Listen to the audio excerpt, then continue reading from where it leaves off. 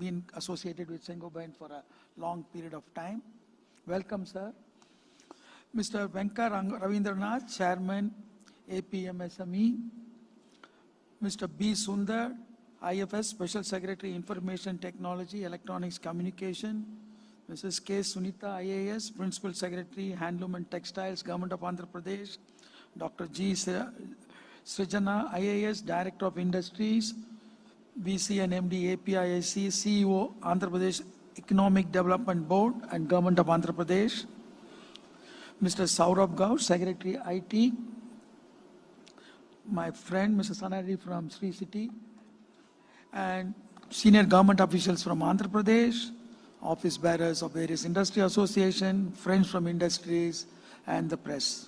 First, it gives me great pleasure to welcome the Honorable Finance Minister on my own behalf and on behalf of CII Tamil Nadu. And I thank you, sir, for coming to Chennai and giving us an opportunity to meet you. We are indeed happy to note that the State Government of Andhra Pradesh is organizing its Mega Investment Summit, the Global Investor Summit on the 3rd and 5th of March 2023 at Vizag. I am very pleased and proud that CII is the national event partner for this global event, and as a result of the Honorable Chief Minister's futuristic vision and governance today, the state is growing at a much faster rate than the rest of India. Andhra Pradesh is set on a progressive transformational journey and is poised to become the growth engine of the Indian economy. It is evolving as one of the most prominent connection points with major world markets and is renowned for its excellent infrastructure, large manufacturing base, talented youth, and business-friendly environment. AP has bagged the first rank in the ease of doing business in the country, and I think I would also ensure, with my personal experience that Saint-Gobain has had with Andhra, it is definitely a state in which the officials are very helpful and the government is very proactive. The state secured the top position in the new initiative of Business Reforms Action Plan implementation as part of the EOD of the Ease of Doing Business. Aligned with the Honorable Chief Minister's vision, the state government's flagship investment summit, the Andhra Pradesh Global Investor Summit 2023 on the 3rd and 4th of March at Vizag, offers a robust platform to showcase the opportunities and act as a springboard for intensive industry partnership for growth. We were talking to many of the industry friends in Andhra Pradesh and CII Andhra Pradesh, and is delighted to know the present government introduced village and ward secretariat system, which has helped the state to achieve the real Gram Swaraj, which cannot be seen anywhere else in the country, which is commendable, sir. The efforts that have been put by the AP government in the last 4 years have delivered a lot of outcomes for new investment climate. Sir, your government have proactively promoted an enabling policy framework to attract investments for job creation and sustainable development. Sir, your upcoming new industrial policy, I am confident, will be efficient and greatly smoothen the process for setting up of new industrial investments by making most of its processes digital and transparent. Sir, I will only request, there are a lot of changes and we have been talking with your government also, with your officials, the capital subsidy, etc., which is now being offered by many states, and request that should be part of the new industrial policy. The single window clearance system and grievance redressal mechanism, the Spandana program, has emerged as the best among competitors. The initiatives have focused on MSME promotion and startups and will create a strong impact on growth and employment generation in the state. It will also help in creating an ecosystem to support the growth of startups in the state. There are many more such initiatives that the state government has undertaken with your astute guidance, and the time is too short for me to list the many advantages that the state has to offer. The industry partner for the APGIS 2023 CII would like to invite you all to consider these opportunities and must be engaged to drive change for the inclusive, balanced and sustainable growth. With the proactive partnerships and impactful strategies from Indian enterprises, AP can further accelerate its pace of development. Sir, CII would endeavor to work closely with the state of Andhra Pradesh to bring more investment to the state. We would be delighted to partner with the state on policies and strategies that would enable socio-economic growth for the state. We are determined to work in areas of growth, sustainability, international trade promotion, and enabling technology and innovation. Honorable Finance Minister, on behalf of the industries, I would like to thank the State Government of Andhra Pradesh for always supporting industries, CII, and other such associations in all their endeavors. And I assure you, sir, from CII, we will continue to foster growth and development by facilitating affirmative action and working towards a balanced, inclusive, and sustainable development in the state. I'd like to once again thank the Honorable Chief Minister for having CII as their partner for this important engagement. It is indeed a privilege to work alongside a visionary leader like him and be part of the Andhra Pradesh growth story. I am sure with the numerous advantages that the state is offering, my friends from the business community present here will also be keen to partner with your government during the AP Global Investor Summit for a stronger, developed India and a more competitive Indian industry. Thank you.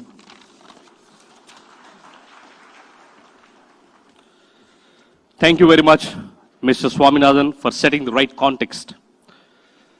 The state of Andhra Pradesh, as part of its Global Investor Summit, is focusing on 13 major sectors. And in the next couple of hours that we have, majority of these sectors could be covered through the presentations and some of them through their audio visuals.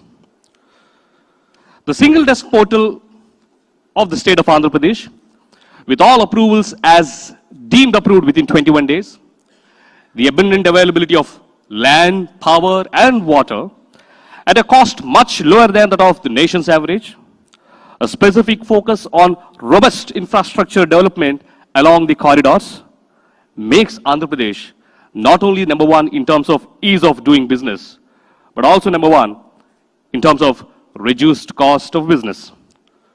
To further understand the innovative initiatives, industry-friendly policies, infrastructure development, and plethora of opportunities the state has got to offer, please join me in welcoming Dr. Srijana Gumala IAS, Director Industries, Commerce and Exports Promotion, Vice Chairperson and Managing Director, AP Industrial Infrastructure Corporation, and CEO, Andhra Pradesh Economic Development Board, on to the podium, please.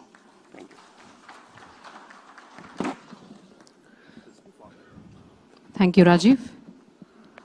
A very good morning to everybody. It is my proud privilege to have you over today at our roadshow as part of our Global Investor Summit, which is happening on the 3rd and 4th of March in Visakhapatnam. As the Director of Industries, it is upon me to introduce the industry scenario and the ecosystem available, some of our strengths, and many of the opportunities that the state offers to the potential investors and the experience which the already existing investors have with us. Andhra Pradesh has traditionally been a very entrepreneurial state. The people of Andhra Pradesh, the Telugus, have been entrepreneurial all through the history. And that history, I'm sure all of us will agree, is a shared legacy and shared story of Tamil Nadu as well, with which we share the cultural ethos. So I really consider the people of Tamil Nadu as an extension of our families and the brothers in arms. So I'm very glad standing here talking to the family, extended family that which we are. So thank you very much for coming in today. Just a snapshot of what we are looking at. Andhra Pradesh, as already said, has the second longest coastline in the country with 974 square kilometers, so which is an inherent geographical strength that we have.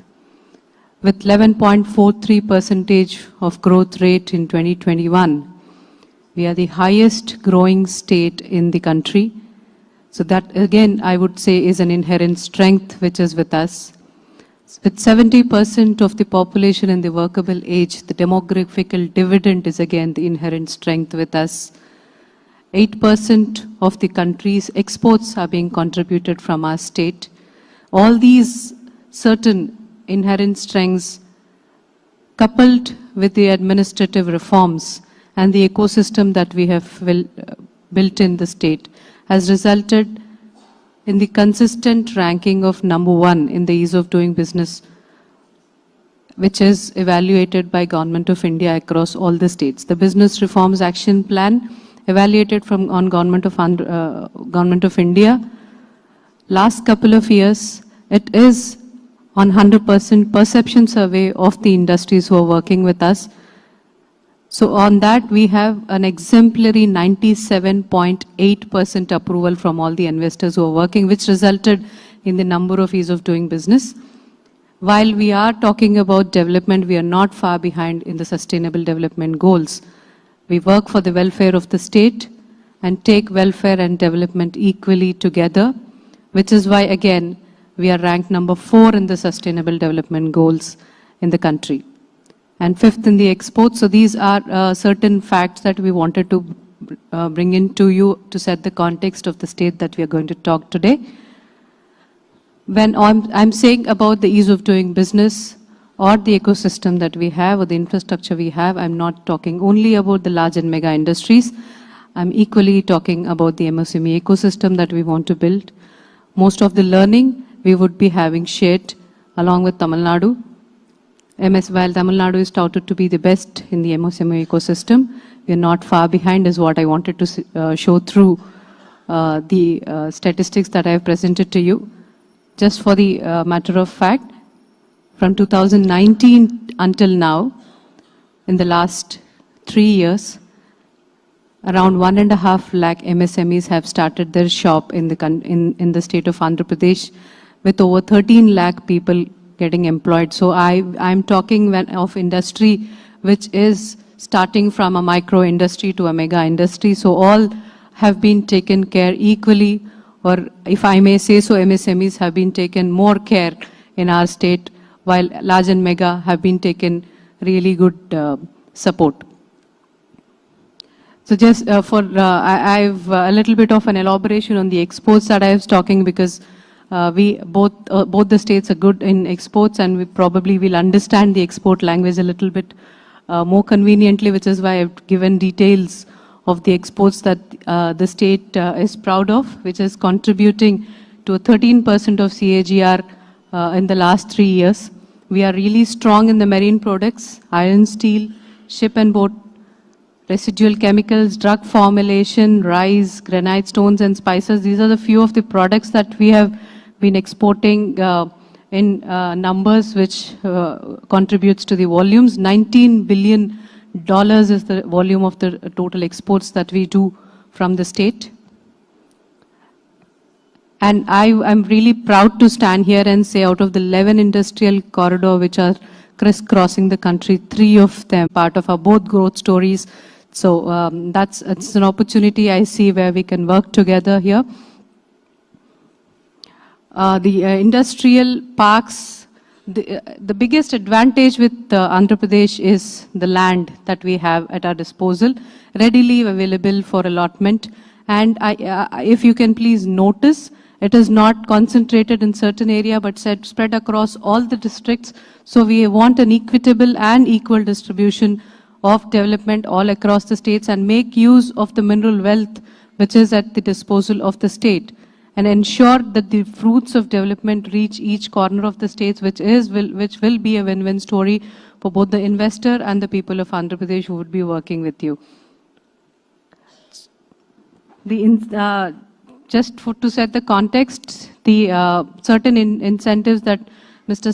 Eisenhower also was mentioning, this is a snapshot of the industrial policy and the incentives that we have at hand today. If I may mention that the industrial policy is up for revision and the new policy is up for activation in a couple of days. So much before the investor summit, we will be announcing an investment policy, industrial policy. Why I have mentioned these here when there is a new policy coming, just for a perspective that whatever you see here is one of the best which is available in the country, and the policy which is coming up is going to be better than this. which is just to set that perspective and context. I've just mentioned the incentives which are available for the micro, small, medium, large and mega industries in terms of the stamp duty reimbursements or the power subsidy reimbursement or the capital subsidy, or in some certain cases a skill subsidy, training subsidy that we would be having, interest subsidy, things like this which are really going to come up in the future, and I'll be very glad to present to you in a couple of days. And apart from a generic industrial policy, the industrial policy which is coming up will also be encompassing certain specialty sectors like the few I have mentioned. There will be a retail policy, there will be a bulk drug policy, there will be an IT policy, food processing, textile, export promotion, logistics, electronics, tourism. So there will be all encompassing specialty policies also, which would be coming up under one umbrella industrial policy very soon. Certain strengths that I've already mentioned, but I'll take you through for the interest of retention. The robust infrastructure, that industrial infrastructure that we've had, about 50,000 acres of readily allotable land available with us, with strong logistical infrastructure, which is again reflected through the award that we've recently gotten as the top achiever in logistical ease as per the Leeds Report 22. The industry-ready skilled workforce, it will be discussed in a little bit of a detail in further presentations. The raw material availability, we are the home for 48 rich minerals and the various raw materials which would be a treasure bowl, I would say, and the low cost of business. While we've been mentioning about the ease of doing business, I want to really take to your attention that we are not far behind in the low cost of business, which would be a very formidable combination. The quality of water and power availability and the strategic location, we tout ourselves to be the gateway to the South Asia and Southeast Asia both. And the conducive business environment, which is backed by a stable government, is again, I would say, our better strength, which I want to present to you in this slide. The opportunities are huge, as has been mentioned in the introduction. For the sake of the summit, we have chosen 14 sectors to focus on, which certain sectors will be presented to you today at length. There are other sectors that I will want to briefly mention. In addition to the sectors which will be presented to you, are the electronics sector. The strengths and the opportunities are abundant, and the marquee investments that I've put on the slide talks for itself, how the ground has been prepared for much more investment and opportunity and working together in this sector of electronics. Agro and food processing, we have been traditionally an agro-based state, and we really want to work on that and take it to the next level by adding food processing into our forte. So we've already started to work on that. Again, the marquee investments show to the fact that we're not limiting ourselves to be a producer of agro-based products, but going into the processing as well.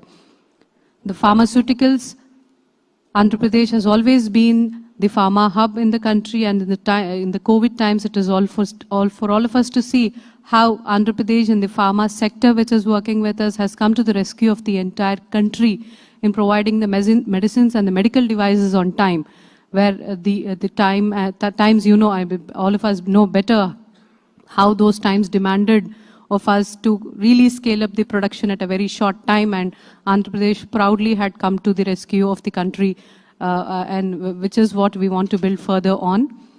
The petroleum and petrochemicals is an upcoming sector for us. We already have the KG basin, but we want to really work on certain specialty petrochemicals. Certain work has already been done. There is an opportunity to work together there.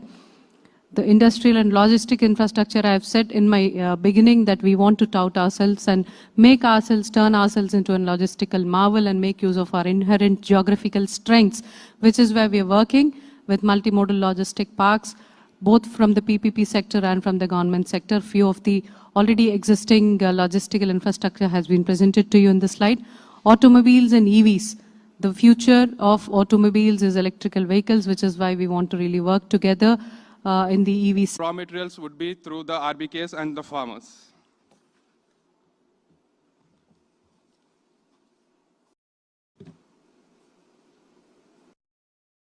Moving forward, these 26 food processing units will be set up, one in each district. And this will be developed in 2 phases. In phase 1, we are doing around 10 food processing units, which includes 13 millet processing units. And these food processing units are being constructed as per the raw material availability. For example, we have a lot of tomato raw material availability like in a place like Nandyal.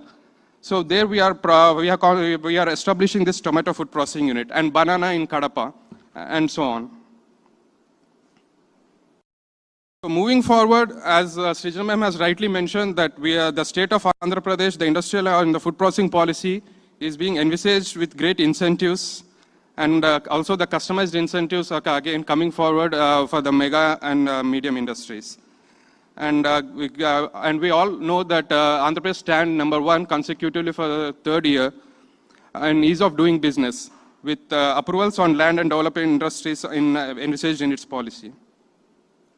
And we have around as many as 12 food parks in Andhra Pradesh, and out of which 5 are the mega food parks. And going forward, these are some of the marquee investments in the sector, such as ITC, Mondelez, Parley, Kellogg's, Tata, etc. And through this, I like to conclude my presentation, and I would welcome you all to visit Andhra Pradesh and your investment prospects in our state. Thank you.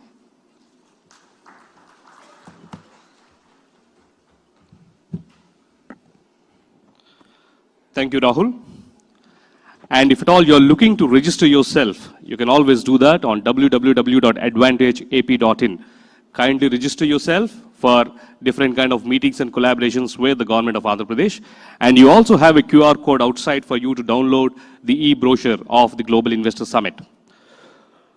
To further understand and retain the information shared by Rahul, we will now all watch a small AV on the food processing sector, which gives us a clarity furthermore on the state and its opportunities in the food processing.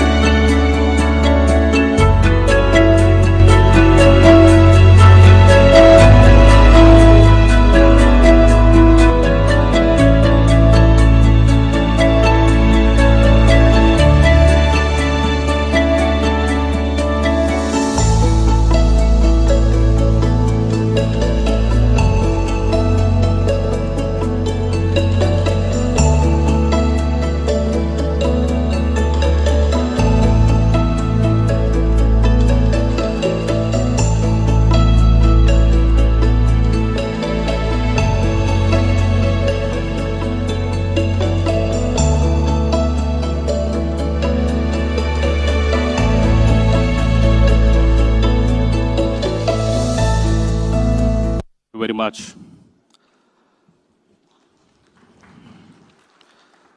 The entire civilization was always around ports, And history has repeatedly proven that trade and commerce activities are immensely active again around ports. It's no wonder that the nations with the busiest ports are among the wealthiest too. Our Honorable Chief Minister, Shri Y.S. Jagannath Reddy Garu, strongly believes in port-led industrial and infrastructure development. Hence, to the existing 6 ports that we have, we already have envisioned and commissioned to add 4 more new ports.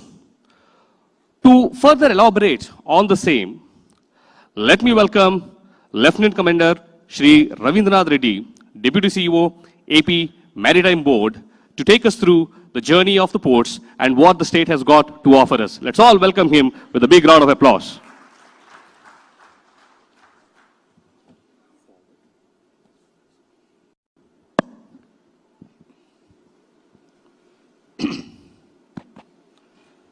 Good morning and ellarku vanakkam. Unfortunately, my linguistic talent in Tamil is limited to this. However, my respect and admiration to the entrepreneurial talent and industry of Tamil Nadu is unlimited. We always had respect for Tamil Nadu, and it is not without reason that you rank very high amongst the top GDP of the country, the state GDPs, and you are the most urbanized state, and you are more or less most industrialized state. The humility and perseverance and hard work of Tamilians is definitely, and I would say it is a collection of the letter P. He had said, we got the place for you, that is the land available, it is there. We got the people, skilled manpower is available. We got the power, electricity is abundantly available. And we got pani also. We got a lot of water. And then, as many of my speakers before me and after me would tell you, we got a robust policy also. The framework of policy for industrialization is, you can imagine that we are considerably and consistently being ranked as the number 1 in ease of doing business. That's all due to the policy framework that our Chief Minister and our honorable ministers are framing for and giving direction to the state government to take it. Now, to all this piece, I would also add, we got one more P now. We got more ports also. Right. With all these ports, the policy, the people, the place, the pani, the only one ingredient which is missing, that is paisa. So we are all looking at you to come with your money. Please come to Andhra Pradesh to put your investments. We are there to welcome you, and we will take care of your investments as if they are our own.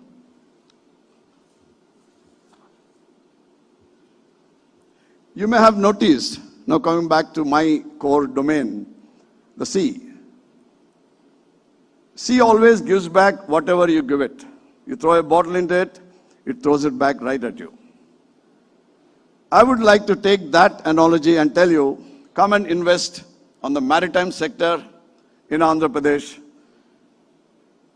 Get all of your mudra, the money, and put into our samudra, and it is going to pay you back.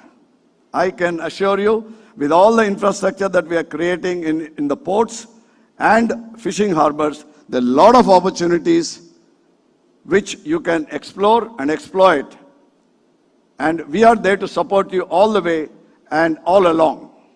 Now, to show you what is the infrastructure that we are creating, I would like to take you through a little presentation which has just about 3 or 4 slides, where I can enlist all the infrastructure. Please take note who are all the entrepreneurs from the maritime sector, and also industrialists whose industry or whose projects are very cargo intensive. Because we are not looking at ports as just a terminal, as just a facilitation point, as a transit point. Now the paradigm of ports has changed universally, and the port is no more a kind of a collection of berths. It is an industrial complex in itself. And we are willing and trying to create that paradigm in Andhra Pradesh. So we are having a lot of land attached to each of these ports, ranging between 5,000 to 10,000 acres, readily available. And any industry which is cargo intensive, that is, which uses a lot of logistics, please look at the ports to establish a project nearby. There are facilities, the policy is very conducive, the industrial policy per se, as well as the port policy. It is very helpful. So I will take you through the presentation where we showcase our existing ports as well as the upcoming ports and their characteristics. And you can note down so that if you are interested in any of these things, you may plan your investments there. As you can see, Andhra Pradesh has always been consistently ranked on top for the throughput which our ports are already doing. We have one major port in Visakhapatnam, as you all know. Secondly, we have 3 state ports which are technically called minor ports. They are not minor. They are deep draft ports. And one operating at the southern part of Andhra Pradesh, very near to Chennai, that is Krishnapatnam. Second is at Kakinada, deep water port. And the third is Gangavaram, which is right next to Visakhapatnam. These are the existing ports and they're doing very well. Now we are creating 4 more ports, 3 in the public sector, that's the government sector, and 1 in the private sector. These are the new ports which are coming. The first one is Ramayapatnam, which is slightly ahead of Krishnapatnam, north of Krishnapatnam. And next is Machilipatnam, which is quite near to Vijayawada. Then we have Bhavanapadu, which is in the northernmost part of district of Andhra Pradesh, that is Srikakulam. Each of these ports has strategic advantages, geostrategic advantages. And with the changing geopolitical scenario in the world, and we are looking at a lot of liquid cargo going to flow from the eastern part of one of the biggest countries, exporters of liquid cargo and POL, which will give the east coast of India an advantage. Definitely, you are also on the east coast, so you might be thinking, why should we come to Andhra Pradesh? Now let me tell you, Andhra Pradesh is much nearer than Tamil Nadu to the center of India. So you will be covering a lot of distance on land instead of land by sea. And therefore, it can add some advantage for anybody who's thinking of doing business with the main hinterland of India. So we would like to have a look at you to have a look at this, where the Bhavanapadu port and the Kakinada and etc., they're very near to the central and northern hinterland of India. Look at it at that angle. Then there is one SEZ port which is coming up in Kakinada, in addition to the existing port, which is a private entity who is developing this. But he is also developing a deep water port. Now let me add one more thing here. As you can see in that table, the depth available is something which I would like you to make note of. Anybody in the maritime field will understand the basic problem that Indian ports are facing is about depth available. The average depth is about 13 meters in the national average. Whereas, as you can see, the average depth of ports in Andhra Pradesh is nearing 16 to 17. Now, this is a paradigm which is going to help the new paradigm of large vessels, larger and larger vessels, which are taking to the seas, and therefore decreasing the cost of logistics. So tomorrow, any industrialist who's having his eye on cutting down costs on logistics, he will have to be nearer a port which has got larger depth and therefore can invite deep draft vessels. We are there with all the draft available and depth available right in front of you. Please make note of it. And like I said, each of them has certain parcel of lands attached to it as a core port area as well as port proximal area. So we are looking at port-led industrialization, as speakers before me have told you, that Port-led industrialization is a core thrust area for our government. As you can see, the way we had invested in the infrastructure, no other state in this country is even building a port right now. We are building 3 of them. That's a bold decision our dynamic Chief Minister has taken, and we intend to follow through, all of us here. Right. Now I've given you the infrastructure we are creating about the ports, and I'd just like to take you through, most of you know already what a port ensues, and I'll just tell you what all the industries that can benefit from this. As you can see, a lot of industries which are core shipping industries like shipbuilding, ship repair, etc., ship logistics. We are looking at a lot of logistics parks, multimodal logistic parks to support our ports. So there is a scope for large logistic companies to set up shop in Andhra Pradesh. Then we have green energy, of course. As we are talking about in other sectors also, we are looking for developing a lot of green energy on the marine sector too. Marine sector has a specific advantage in the green energy production area. As you may know, offshore wind energy is one of them, tidal energy is one of them, and what have you. Any of these ideas, green hydrogen is definitely there. We are looking at it along with our energy department, operated from there. Now we are building 9 fishing harbors, and make a note of it, all of them with proper breakwaters and dredging and dredge channel to accommodate deeper draft fishing vessels, and in times to come, maybe we can accommodate coastal shipping, coastal runners also in these fishing harbors. So 9 of them are being developed, and this is going to enhance our sea catching, the catch from the sea. We are already #1 in aquaculture. We would like to increase our sea catch also, and thereby increasing the total available aqua produce, raw produce, as the maximum in the country. Along with that, now let me also tell you one more opportunity here for entrepreneurs who are in the aqua field. Every fishing harbor is going to be having a space around 50 acres to 60 acres attached to it, and we call it an integrated food park. So this is going to leverage the sea catch as well as the local aquaculture produce, and we are giving it for a development of private entrepreneurs. And we had, you can contact us, anybody in the aqua field, for interest. If you have interest in this field, please do contact us. We will help you with the details. And again, the same thing about the opportunities in these fishing economic zones. I will not dwell on it. And these are the contact numbers which you can contact for any of these requirements. And therefore, we will help you with any support that you require till you can ground your investment as well as take it forward and help you with all through your cycle there. And one thing I would like, lastly, I would like to add about our shared maritime histories and traditions, what Dr. Srijana has told you. I will not touch upon it, and the cultural similarities, language, etc. What I would like to tell you is, when we separated from Tamil Nadu, the erstwhile Madras state, that was Andhra Pradesh 1.0.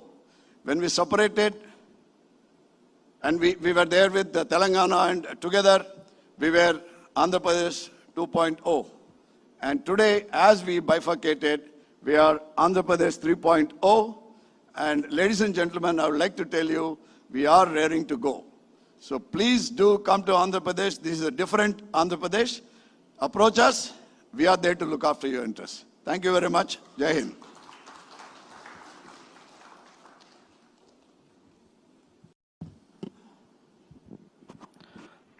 Thank you very much, sir. No wonder the state has bagged the Outstanding Contributor Award in Port-led Infrastructure Projects ET22. To further witness the developmental activities that are happening at a lightning speed and overall port-led economic development, let's all watch an AV on the ports.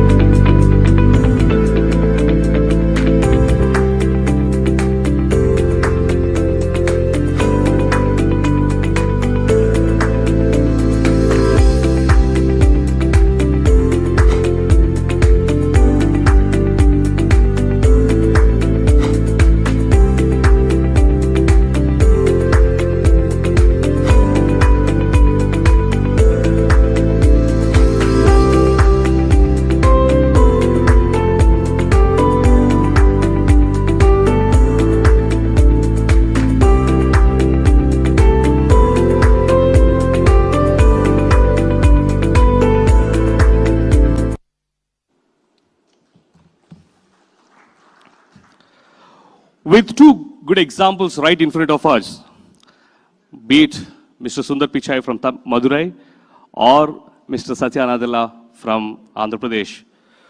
Both the states very competitively produce some of the finest engineers and contributed to the corporate leaders to the world.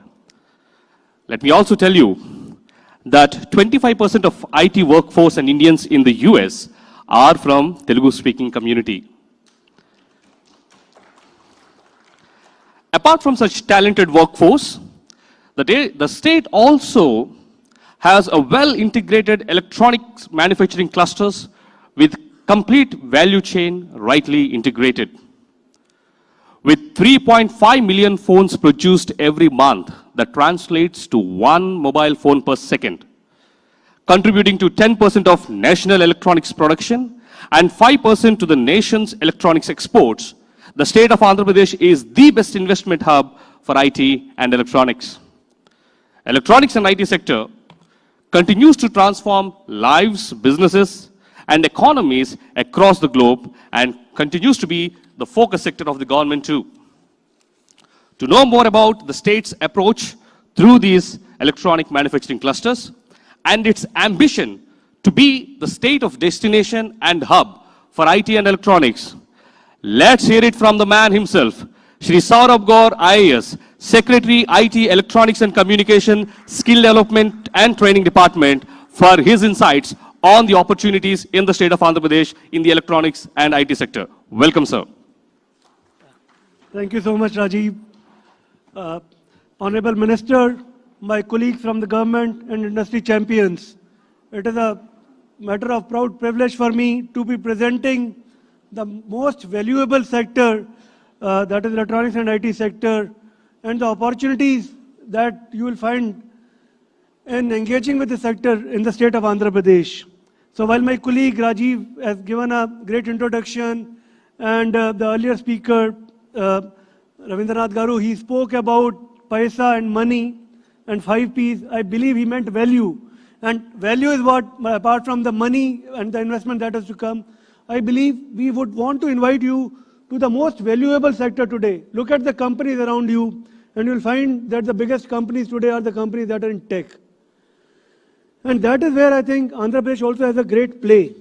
If the country has to become a $5 trillion economy, if the country's digital economy has to become $1 trillion, we in Andhra Pradesh strongly believe that 10% of that digital economy will be from the state of Andhra Pradesh. And we have very good reach, is very well poised to take lead in that. With our cities such as Visakhapatnam, Tirupati, and the other cities that are making a huge stake, cities such as Kurnool, Ongole, Anantapur, Nellore, and so on and so forth, Vijayawada, Guntur. All of these cities have seen a spurt in IT and IT-enabled services and the overall digital services and product economy taking huge shape in the country, in the state, and all these companies that are here, these are testimonies to this fact. We have a strong set of policies to support IT sector in Andhra Pradesh, ranging from employment remunerations for employment generation, depending on the nature of skill sets that are being brought for every employee for a period of 1 year. There are kind of employment subsidies that are made available.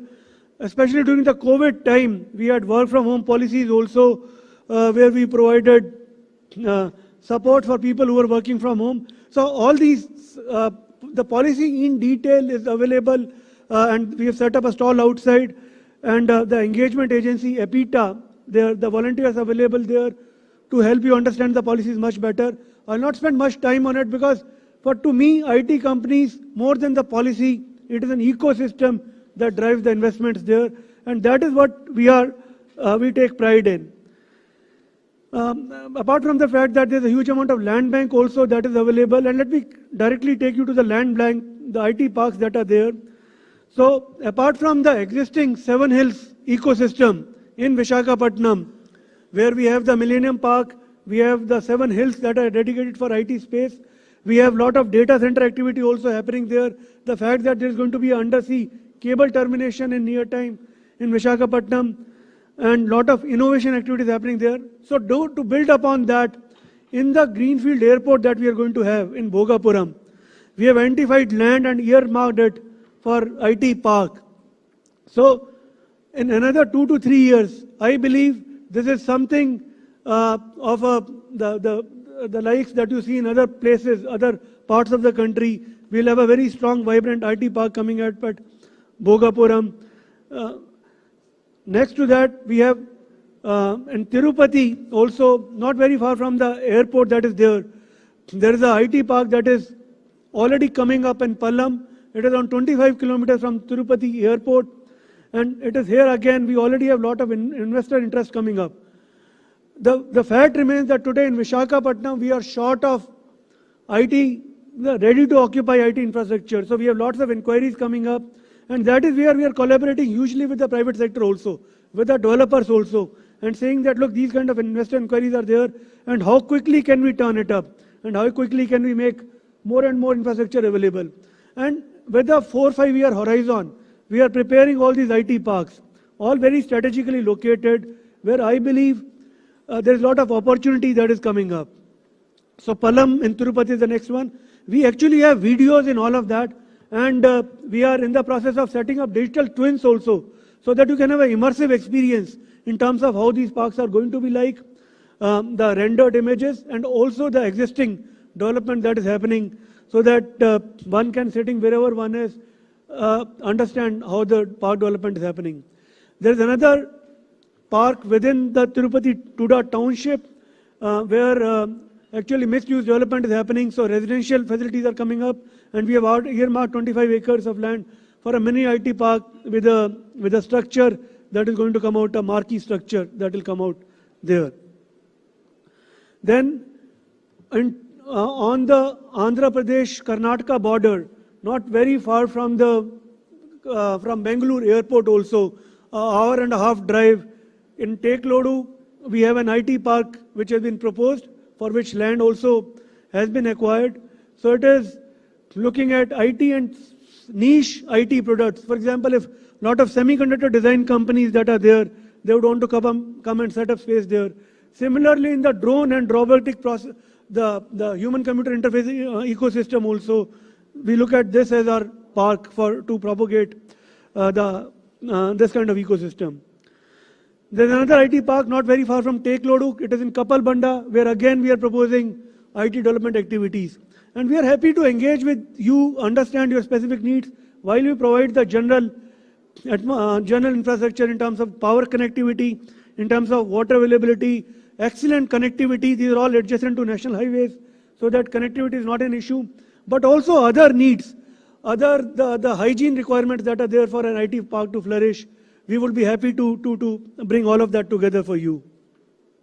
And we have videos on all of them. While there'll be a sector video at the end of this, but we have videos on all of them available, and during the lunch time and otherwise we'll be playing those videos also, so you get a hang of what is it that we are talking about. Now the electronic sector, my friend talked about Andhra Pradesh producing 1 mobile phone every second. To me, it's not much actually. We are looking at, today in the country, there are almost, to my understanding, we make around 220 million to 230 million mobile phones every year. By 2027, we will be making 1 billion mobile phones every year in the country. In Andhra Pradesh alone, we want to be making 250 mobile phones every year. So mobile phone is a huge growth segment for us, and we have the ecosystem to back it up. In electronics manufacturing clusters, of the 20 electronic manufacturing clusters that were sanctioned by Government of India, 4 were sanctioned to Andhra Pradesh. So we have 4 very good electronic manufacturing clusters, established clusters that have come up, where 50-50 partnership between center and state is there. And that is something that rivals, if not betters, I not say betters, the ecosystem that you have in Shri Paramdur, or the ecosystem that's there in Hosur, or so on and so forth. So electronic sector in Andhra Pradesh, this is a glimpse of that. So, but I'll go to each of the clusters. But before that, let me talk about the fiscal incentives. In electronics, we have clear-cut capital incentives that are available. So ranging from 20% capex incentives with certain limitations also.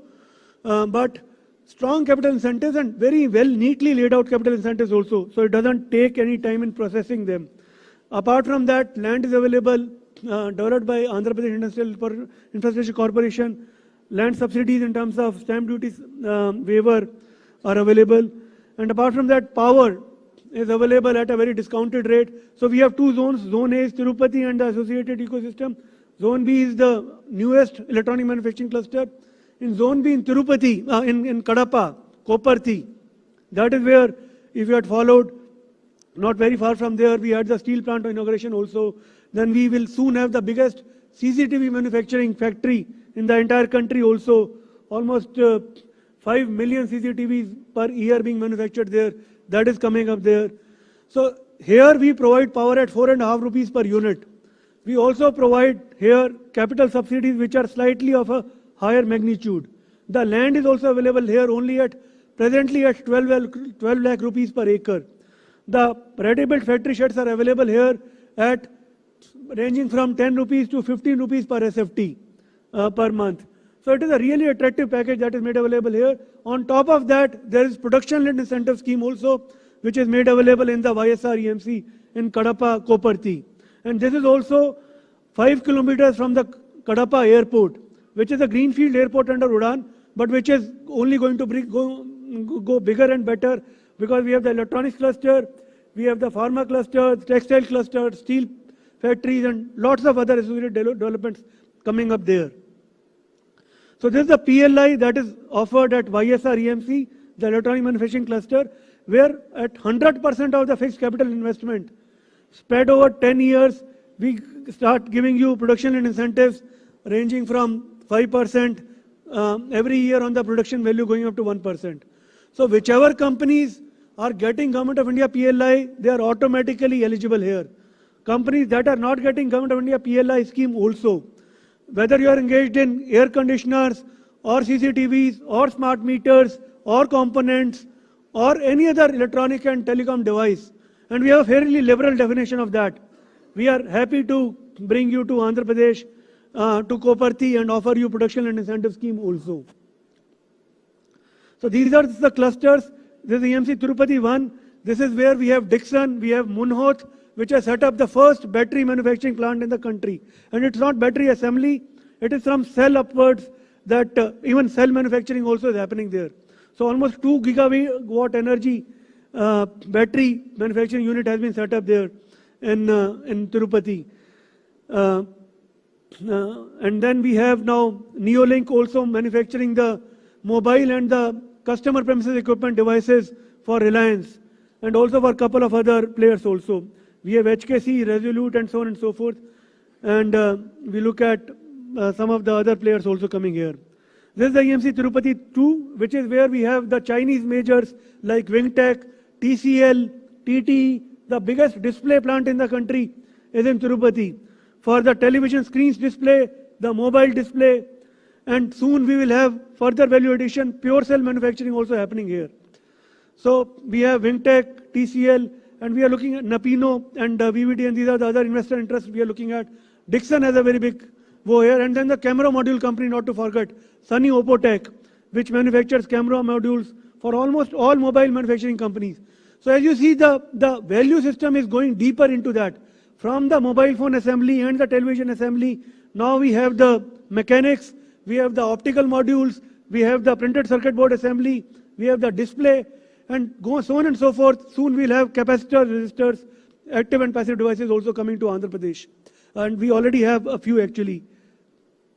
Then this is the Kadapa cluster that I talked about, where the biggest CCTV manufacturing company is already, it should be inaugurated soon, which is again AIL Dixon.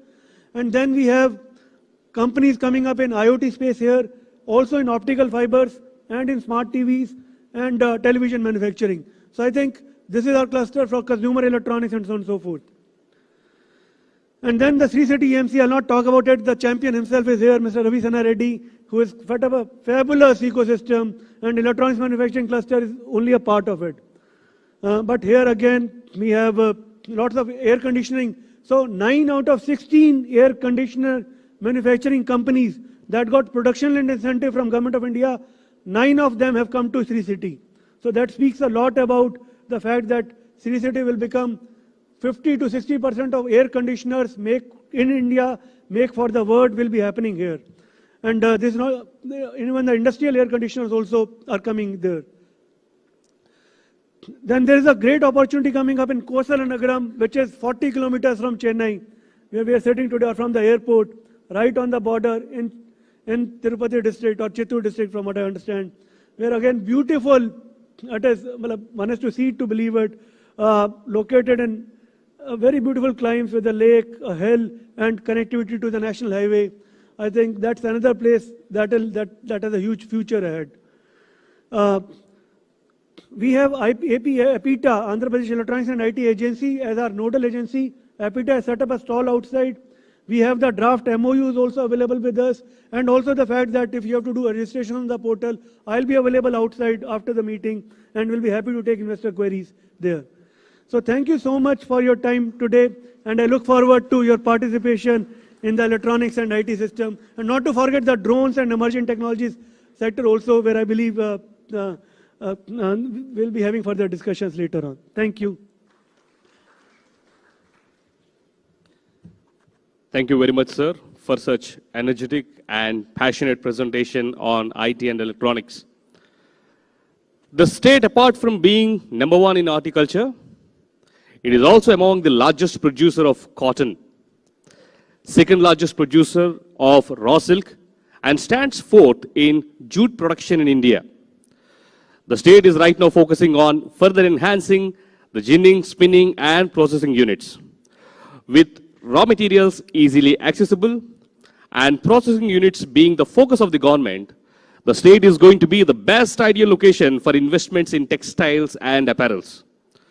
To further understand the opportunities and the ecosystem in detail, join me in welcoming Srimati K. Sunita IAS Garu, Principal Secretary, Handlooms and Textiles, for her presentation on this particular sector. Welcome, ma'am.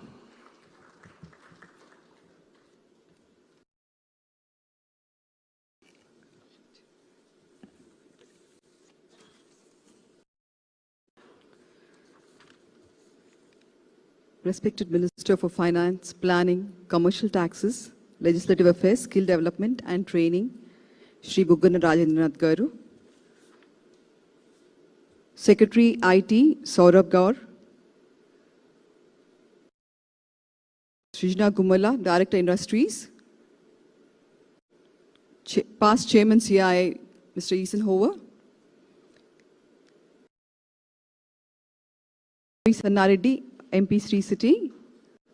Vanka Ravindranath Garu, Chairman MSME Development Corporation, and all the distinguished guests today. Good morning. The textile sector is something which sounds non-serious, but one should understand how important it is, because I think it's one thing which we can't afford to neglect. No matter we have our food or anything else, clothes are a necessity. And that's what defines a person, whether it's a South Indian, North Indian, American. The way one dresses always reflects the traditions or the culture of the person and the mood of the person, or what the person is trying to project himself to be. A serious executive or a teenager with his own casual style, or a pretty model. The person defines himself through his clothes, and that's why textiles is very important. And textiles is important both for Tamil Nadu and Andhra, because I think we not only have the textiles in terms of today's modern factories and other things, but we always had our privileged handlooms, whether it's a Kanjivaram of Tamil Nadu or the Uppada or Venkatgiri or Dharmavaram of AP. In North India, they're very famous and they're really appreciated well. Textiles approximately cover about 2% of India's GDP. We are 18.2% of the manufacturing sector, and the share in exports is around 11.4%. India holds 4% of the global trade in textiles, and textiles is the second largest employer after agriculture, providing direct employment to about 45 million people and 100 million people in the allied industries. The Indian exports to textiles are expected to reach $100 billion in the next 5 years, growing at a CAGR of 11%. Unlike other industries where normally around 12 jobs is generated per industry, the textile sector generates around 30 jobs. And in the garmenting section alone, they generate around 70 jobs or more than that. And another important part of this textile sector, as all of you all know, is that this is the area where most of the women, more than 70% are women. This is a sector which really cherishes women, and it is very important for us. In the textile ecosystem in Andhra, we have ready-made and technical textiles in Visakhapatnam, Ankappally, weaving, processing and made-ups in Prakasham and Bapatla, ready-made garments in Anantapur, Kadapa, Kurnool, weaving, processing and ready-made garments in Chittoor and Nellore. We have around 10 textile parks. 6 of them are owned by the government and 4 of them are owned by the private sector. This map generally shows you the kind of distance which is there from Chennai to each of these parks. Just to highlight that after we bifurcated from Chennai, we still are very close to you in terms of distance, the borders and the textile parks. Venkatagiri, Sri City is just 75 kilometers. I'm sure many of you all would have been there. Venkatagiri Textile Park 146, Tarakeshwar Textile Park 82 kilometers, Maas is 146 and Chirala Handloom is 360 kilometers and so on and so forth. So we have a lot of textile park areas available, and India is the 6th largest producer AP is the 6th largest producer of cotton. We produce around 17.08 lakh bales of cotton, and this is produced mostly in 10 districts. We are the 7th largest producer in jute, and we produce around 10.4 thousand bales with the 13 jute mills in the state, mostly in Vijayanagaram and Srikakulam. We are the 2nd largest producer of silk. Dharmavaram and Venkatagiri are the main areas that's been producing silk. Advantage, but in terms of the business, I think it is an advantage to look for cost of the production, and then this becomes a part of that calculation. The marquee investors in the sector are, for technical textiles, we have Torre, we have TJ for weft knit products, Unicharm and Precot for medical textiles, Aditya Birla Loyal Textiles for integrated textiles, and Brandix Shahi Texport, Volta for apparel. And for yarn, Andhra was very famous for yarn earlier. Kallam, Idulpadu, Vasanta, Jyotirmayi, Amravati, Indu Textiles, Swarnalata, Super Spinning Mills are all present. These are the marquee investors in our state. And just to give you a glimpse of what we have in the handlooms heritage, most of you all would remember that when the East India Company came down to India, they had also set up a lot of units near Machilipatnam, where we used to make this sari which could be fit into a small matchbox. And today also, though all the travails of modern industry, colonization, and the youth moving away from the traditional attire is still there, but still we have retained about 35 varieties of handloom products. Many of you all would be hearing about these things, like we have the Dharmavaram, Venkatagiri, Uppada, Mangalagiri, then the Srikakulam Khadi, and so on and so forth. We have around 1,77,447 weavers, which is around 5% of the Indian weavers working on these handlooms. There are 482 primary cooperative societies. And we have 6 handlooms which are GI tagged. They are again Mangalagiri, Uppada, Jamdani, Dharmavaram silk saris and Pavadas, Sri Kalahasti Kalamkari, Venkatagiri saris, Pedan Kalamkari, and the opportunities and strengths of our textile sector. I think when I speak to my Tamil brothers here, I would like to say that our posts are very near to, our textile parks are very near.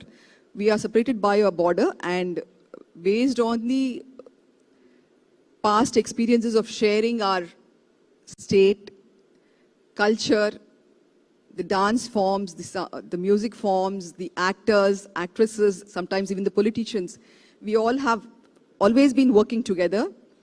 And today we have a lot of Telugu diaspora in Tamil Nadu here who have done a lot to the state. I'm sure after having developed Tamil Nadu so much, they would also like to look at their own state and do something for the investments there. And if you compare the distances of the textile parks from Chennai to the textile parks in Tamil Nadu, you have Periyar, I'm sorry, Anna Handloom Silk Park in Kanchipuram. I wouldn't know how to pronounce this, but yeah, this is 84 kilometers and that's the nearest. And whereas I would say Sri City is even nearer with around 75 kilometers. The next one is again Seema Textile Processing Center in Kadalur, which is 189 kilometers. But we have other textile parks in Andhra, which are much nearer, like the Venkatgiri is 146, Tarakeshwar 82, Maas 146, and so on and so forth. There is a lot of land available in our textile parks with an option of plug and play in around 2,411 acres. We have private parks with 1180 acres, government-owned textile parks with 1231 acres, and in addition to the APIC parks with 14,184 acres. We have given special emphasis to MSME textile units, and there are a lot of MSME textile units in our Andhra which are doing well. We've also trained skill and development centers, and our finance minister here is also incidentally the skill minister. So he has made some of our textile units in such a way that we train the students in textile stitching, in juki machines and other things, and then supply them to the parks. So we tried this out in Gajuwaka in Vizag, and it was a success, and now we are going to do it in Raidurg and other areas also. We also have this a very, I would say, something unique to Andhra is the huge Jagananna housing colonies, where we have around 53 layouts which have more than 2,000 plots. In these plots, you have so much of labor available that it would be a very nice way of having a walk-to-work concept by developing a garmenting factory there. So there is a lot of land available, and we are willing to look at any investor who would want to come here and start garment units in these Jagananna housing colonies. Sri City also, as you know, is a green and orange park. So we have a lot of land available there, around 1,000 acres is there. So there also you can, start any of the textile things. Our scope for future investments is the green integrated parks. Then we have mega clustered development. We had parks like Brandex, Sri City and other places which are there, and we would like to invite more investments in this sector.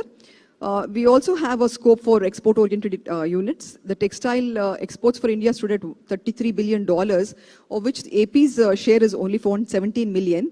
So the government intends to expand its export market in textile and encourage those units which are export-oriented. We also have a scope for a niche product segment. We could look at organic product of from cotton to the cloth. And there is a lot of, 1/3 of the agriculture area in Andhra is organic. We do natural farming there. So there is scope for that. I know there are a lot of Western countries in Europe and other places which actually look forward for organic garments, and there is scope for this. Already some textile parks like Mohan Spintex and others have been doing it, and there is more, there's room for more. We also could have a kind of variety where we mix the organic cotton and the handloom cotton like Mangalgiri loom fabrics, Pulagutta fabrics, Isukupalli for home furnishing, Kalamkari handlooms, and evolve them into kind of a kind of fusion garment where you have probably a Kalamkari with our lace, and also produce it in such a way that it actually is very good for the export market. We also have Dupion silk for home furnishing, which is very good and generally appreciated. It has adorned the halls of the White House and the French President's House because of the sheer quality and the richness of the fabric. We also have a segment, sunrise segment of technical textiles. You all know about the Medtech zone in Andhra. We also have the about 15 technical textiles in Andhra Pradesh. Global players like Torre and Grasim and other places. There are 3 industrial corridors and there's port-led industrialization. And for all these sectors, we could have a tailor-made incentives extended to anybody who's interested in them. We also have a snapshot of Brandix here. This is a 1,000-acre textile park, and there's still 400 acres available. There's connectivity to Gangavaram port. There is water capacity installed of 20 milliliters per million liters per day. And we have an ETP there with an installed capacity of 22 million liters per day and power with 200 megawatt capacity connected to the national grid. This is done with the Sri Lankan collaboration. It's a very beautiful park, very green, very well laid out. And for those who are interested in textile sector, I would say this is a must-see stop. And the next one is Mass Fabric Park Chillakur. This is in Nellore, and this is the total area is 740 acres, of which we have SEZ area of 581 acres and DTA area of 159 acres. There's a water supply of 35 MLD, and there is a direct access road to Krishnapatnam port, with just 18 kilometers far from there. And there's a CETP of 28.5 MLD discharge. The testimony for speedy execution is Torre for us. This is a 1,000 crore investment in Sri City. The site area is 110 acres, and they provide around 530 employment people, both direct and indirect employment. And they have started their submission of draft DPR on 2017 and went into commercial production in February 2020 through various landmarks which have been projected there. And with this testimony, I would like to again request our Tamilian friends here and the Telugu diaspora who's here to relook at the textile sector in Andhra. We have been very proud of our lineage of handlooms, either whether in Tamil Nadu or Andhra. Textiles also have done very well in Tamil Nadu, Tirupur and other places. I'm sure they would want to do further investments, and probably they can look at over the border to Andhra for their subsequent investments, because places like Sri City or the other places in Andhra are you can travel faster to the Chennai port or to Chennai rather than starting from your own textile units, which are quite far away. And the Tamilians have a very enterprising spirit. And I remember when we were small, anywhere we went abroad, we would either see a Gujarati or a Tamilian. So I'm sure you would want to keep up that enterprising nature and move on and help your sibling state, Andhra. Thank you. Thank you very much, ma'am. That was indeed a very warm call to the investors and entrepreneurs here. Now, can we have the AV on the textiles, which gives us a complete overview of the sector to the investors here? Andhra Pradesh, building a supportive textile empire for the country. People are not just attracted to Andhra Pradesh's rich cultural heritage. The state also holds great significance in households across the country because of its exquisite kalamkari work, lavish hand-woven dharmavaram saris and fine Mangalagiri cotton weaves. This makes Andhra Pradesh occupy a prime place in India's cultural ensemble, as the state is supported by the distinctive traditional weavers of nearly every village in the district. With the integration of 10 textile parks, which includes 1 handloom park, and Andhra Pradesh's quality of producing some of the country's finest textile raw materials, the state is in a unique position to support the textile industry of the country. When industry representatives are speaking high about the state, that is the most important part. And for the past 3 years, this has been happening. God's grace, touch wood, we've been doing well. So come over to Andhra Pradesh, have a feel of the state, and I assure you that you would enjoy the way forward.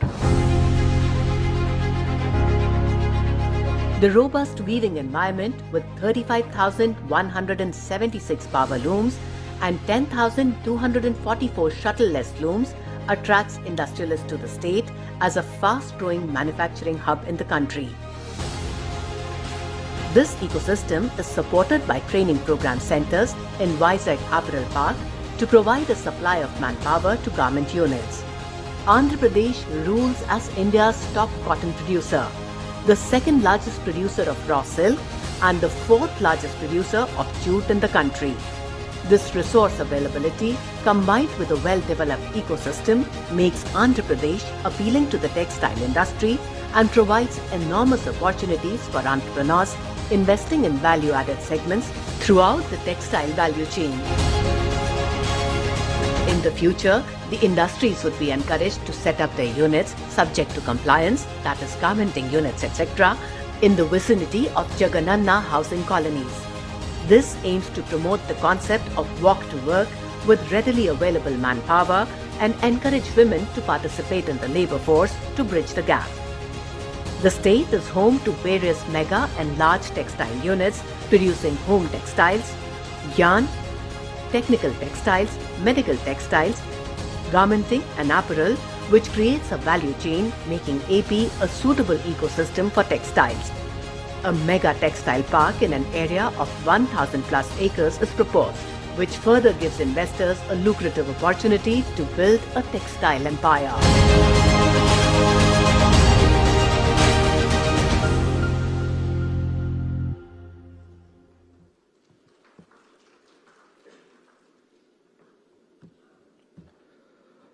Well, we have an inspiring personality among us, coming from a rural background, building an enterprise which is now home to 190 plus companies representing more than 28 countries. And he has set not just the state of Andhra Pradesh, but the entire country on the global arena. Let me welcome Shri Ravi Zannareddy Garu, the founder and managing director, Shri City, to share his views on the investor-friendly environment in the state of Andhra Pradesh. Let's all welcome him with a big round of applause. Thank you, Raju, for that kind introduction. Indeed, it is a pleasure to be in my hometown to promote Andhra Pradesh state, where that is my Janmabhumi, Karmabhumi laga, Puttinillu, Mettinillu laga. So I don't know how many of you know that Sri City is a Mylapore registered company just across the street from here. I live in Adyar. So as a resident, I have the best of the both worlds. So I'm thankful to the organizers to give me this opportunity to be in front of you. It was a surprise to me when I came here. They called my name. I have to come onto the stage. But it also gives me an opportunity to speak from the heart, not from the prepared speech. First, I think people talked about the state's togetherness and all those things, but I have a lot of common things here to share. So first, Honorable Minister Garu, who is on the stage, Buggana Garu, who is a well-wisher of the industry from the beginning. So that is why, sir, I tell you, in the context of this, if we say Brahma, Vishnu, you are like Vishnu for industry. Well, we are missing the industry minister, who may be equivalent to Brahma, but is represented by all his forces here, all the thing. It is important, it may be a coincidence that he is the chief guest here, because not only his finance ministry is also for the skill development. Why I say is Vishnu is, these two are the main ingredients for industry to survive. Somebody talked about paisa, so he managed the paisa, but people talked about manpower, so he has both of them. And also he is the person, I can say, who's, like, I don't know how many of you know, he had some educational background in Chennai. So many of us on this stage, I was looking around and say, what do we have in common? Very common things between Chennai, Tamil Nadu, Andhra, this culturally and linguistically. And so I thought I will take the role of trying to see how, what is the best for industry in this context. So several of the people already talked about our chairman Swaminathan Garu also. We both have something in common. We live in Chennai and we have industries or whatever. He has industry, I have the Sri City there. So we have the, I think I will try to explain the journey, my journey. I thought that is the best thing to explain why it is relevant for this meeting. About 15 years back, I was also like you, attending one such conference by AP government. I was in IT in those days. So they were here to promote, in those days it used to be called partnership summits, CII used to organize. So I have several friends here from CII, Andhra Chamber of Commerce, from our fellow, whatever my colleagues from Sri City, that is industry leaders from Sri City and industry friends. So my journey started 15 years back, like sitting in the other side of the dais and listening to such invitations or why you should consider Andhra Pradesh as a destination for your business, these things. But I had some other incentive to be where I am today because I am also son of the soil. I am from that region. I grew up there. And I studied, whatever, I did my engineering in NIT Tirchi, which is in Tamil Nadu, heart of Tamil Nadu. And when I moved back, I went to US. When I moved back, I chose Chennai as my destination, not Hyderabad or Bangalore, though I was in IT. So I think retrospectively I've done the right thing. One, I was closer to the home, but when I moved back, I didn't know that one day we have an opportunity. I moved here in 2000. Sri City was initiated during Dr. YSR regime. He was the Chief Minister, then Honorable Chief Minister of Andhra Pradesh, Dr. Y.S. Rajshekar Reddy Garu, whom you all know. And in fact, he visited Chennai several times during his tenure as the Chief Minister of Andhra Pradesh to promote industry. He was also there in 2009 in the Global Investors Meet in 2009 January. That is to the best of my knowledge, that is his last visit to Chennai as Chief Minister of Andhra Pradesh in 2009. And we were supposed to come on August 31st for similar event, Partnership Summit, to attract investment on 30th or 29th of August. And this unfortunate accident happened on September 2nd. So these dates are still fresh in my mind because he was supposed to be in Sri City on September 9th to inaugurate Sri City, that is 9. We did groundbreak on 8/8/2008. We wanted to inaugurate it on 9/9/2009 with 9 industries that were becoming operational by then. One of them you might be seeing now, I mean, you heard about it a lot, VRV, which makes one of the 2 industries that makes oxygen cylinders in India. During COVID time, that was giving life to many people. And lately, BFG, which is doing a lot of parts for Vande Bharat trains. These 2 were in news. These 2 industries were promoted by, rather in those days, allotment and groundbreaking by our late Chief Minister Garu, Y.S. Rajshekar Reddy. Why I'm going back to that past is to show the relevance to the meeting. Today, his son, Dr. Mr. Jagan Mohan Reddy Garu is the Chief Minister. And I have seen 5 Chief Ministers from then to today. So one of the things industry, those of us who are here in this hall would look for stability in the policy, support.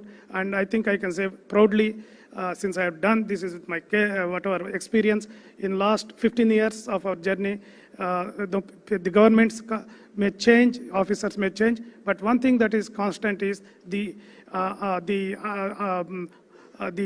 full support, the undisputed support to the industry from all the segments, that is political, local politicians, state level politicians, and more importantly, officers.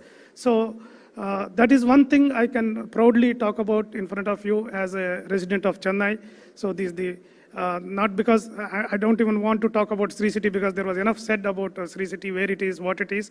And I also want to remind to the audience that, since they talked about how we were together, then divided linguistically or politically, but I'm telling time has come to unite it back as an industry people. That's what I'm telling people on the stage, people, some of you, we are here together. So there are no, after GST and all have come, I personally feel there are no state boundaries. It is not where you do business. business. Yes, state government is important. There is some relevance for approvals and other things. But once GST has come, we are all in India. We are all Indian citizens. So the artificial boundaries of state, all these checkpoints are removed, in 2014-15 time frame. So it is Tamil Nadu or Andhra it's okay. It is important for certain things. But however, for those of us in Chennai, I tell when people ask where is Sri City, I say we are in Greater Chennai. No, I don't say which state we are in, because it doesn't matter technically speaking. Because when we have all these single window clearance systems and everything online, technically you don't have to go to see the government offices that often. So it is a positive thing that happened in this country. That is how our ease of doing business as a country has improved, and also as a state we are proud that Andhra Pradesh is #1 for 3 years. And also I want to tell you here, getting the first rank as when we are students or anything first, or we say who's the world's richest man and all. But maintaining that is very, very difficult. We have seen several times. I'm happy and proud that Andhra Pradesh has been doing it for the last 3 years. My request to all the people on the dais is to help the industry such a way that we can get it fourth year also. Not to be with 3 years, fourth year also, we should get it. And I'm sure that the way these people are here, I think they are doing like a political campaign, I would say almost. They were there, I think, day before yesterday in Bangalore. Here, I think I was told they are going to Bombay. So with the zeal that they are working, I'm sure that we'll get the fourth time also that distinction. And I think I can say one more point is, for practical reasons, I can say, though we are in Andhra Pradesh, you may be surprised. I don't know, many of you may not know where Sri City is located, or Kosal Nagaram, which you have seen on the slides and other places, actually originally belong to Tamil Nadu. So these are called what we call Pataskar committee, this thing. When I can take maybe 1 minute to explain, please don't count my time. This is for the education purpose of the audience here. When Tirupati and Tirutani were given to Andhra Pradesh on linguistic basis, the Rajaji Garu objected for it, saying two popular temples going. Tirupati area was purely Telugu speaking. So Tirutani was given to Tamil Nadu. Tamil Nadu give back 65 Tamil speaking villages. So out of those 65, all these Kosal Nagaram villages where we are, Sri City, they are all located. So those of you who want to be in Tamil land, where Tamil speaking, they're all bilingual. They're all very, very, this thing, that's why we say, it's as if a lot of people also ask when they come to Sri City, are you in Tamil Nadu or Andhra Pradesh? So linguistically, because everybody speaks Tamil, so the bilingual team, you may still get your Tamil Nadu Aircel/Airtel signals only there. So we are fortunate that we have several areas where it is geographical in Andhra Pradesh, but it is Tamil culture, Tamil speaking, and also you are best of the both. That's why our then Chief Minister Rajshekar Reddy Garu very proudly used to tell, we have 3 international airports. When we had only one in those days, Andhra Pradesh, that is Hyderabad. Some reporter asked, how come 3? He said Bangalore and Chennai. They are also practically in Andhra Pradesh, because all these areas within driving distance from the airports, international airports. That's what industry wants. Good airports, good ports. We had enough. Good stability, good network of roads with all these Chennai-Bangalore corridor. Where is Chennai-Bangalore industrial corridor ending? Not in Chennai. It is actually ending in Krishnapatnam, which is 80 to 100 kilometers into Andhra Pradesh. So that is, though it is Chennai-Bangalore corridor, it is ending there. That is how synergic it is. So I always tell that we are in Chennai. There are 5 ports advantage to certain locations in Andhra Pradesh. Manpower, I talked about. Our Honorable Minister Garu is here. He may talk more about how he has great vision. I have seen one of the passion which he talks about skill development. He was in Sri City recently just to understand what are the needs of skills in these kind of segments, and what the industrial needs, and how to make. The Andhra Pradesh is also proactively thinking about how to make people ready, not just giving you the infrastructure. Power they talked about, but I also tell you, Andhra Pradesh power is the cheapest power. And since Andhra Pradesh was predominantly agrarian state, we have a lot of industrial workers that will be easily skillable and trainable and placed into the work. They're in need of work. Hence, your wage levels will be low. And this is one of the best places to come and invest, not because I'm there as a Sri City, but I'm sharing my experience. And so welcome to all of you to come and invest into Andhra Pradesh. And if you have any questions, post this session, I will be happy to answer. Thank you very much. Thank you. Thank you very much, sir. In fact, thanks for sharing a bit of history and geography and politics in your short speech. Very informative. Andhra Pradesh is one of the few states that heavily focuses and supports MSMEs, startups, and innovation. In fact, through the Restart package, the state sanctioned and paid all the outstanding incentives to MSMEs to ease their financial situation. The state also focuses on emerging technologies, startup, and innovation culture. To further help us understand different growth opportunities in this segment, let me welcome Shri Vanka Ravindranath Garu, who is the chairman of AP MSME Development Corporation, for his special address. Let me also tell you that he is another inspiration who is feeding 9,000 plus families at this point of time and is continuing to invest into the state of Andhra Pradesh. With this, let us all welcome him with a big round of applause. Venkana Garu, to you.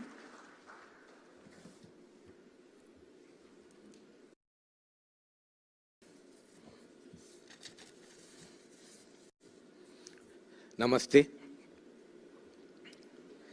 For the today function, Mr. S. Swaminathan, and today our chief guest, the minister, the Buggana Rajendranath